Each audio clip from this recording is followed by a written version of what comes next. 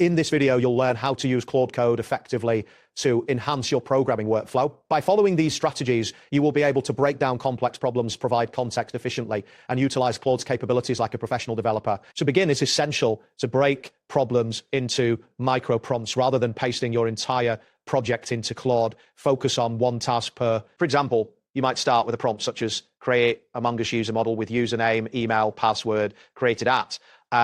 This approach keeps the task clear and manageable. After receiving the output, copy it to the relevant file before proceeding to the next prompt. Next, when providing context, remember to include only the necessary details.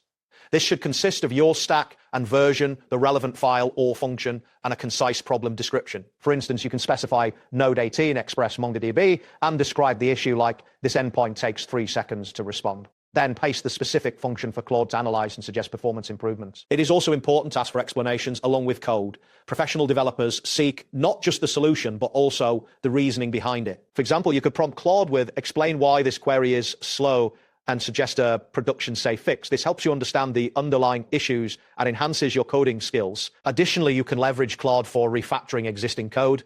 This includes removing N+1 queries, optimizing React to renders using tools like React.memo or useMemo, adding caching mechanisms such as Redis with TTL, and improving overall readability. For example, you might ask, this code queries inside a loop. Refactor to avoid N+1. Before accepting any code generated by Claude, it is crucial to audit and review it thoroughly. Make sure to evaluate the function for security vulnerabilities, performance issues, and readability. This step ensures that the code meets your project standards and is safe for production use. Finally, keep your prompts atomic for better results. This means you should copy the output, save it, test it, and then move on to the next prompt. Avoid multitask prompts as they can lead to messy outputs and errors, ultimately complicating your development process.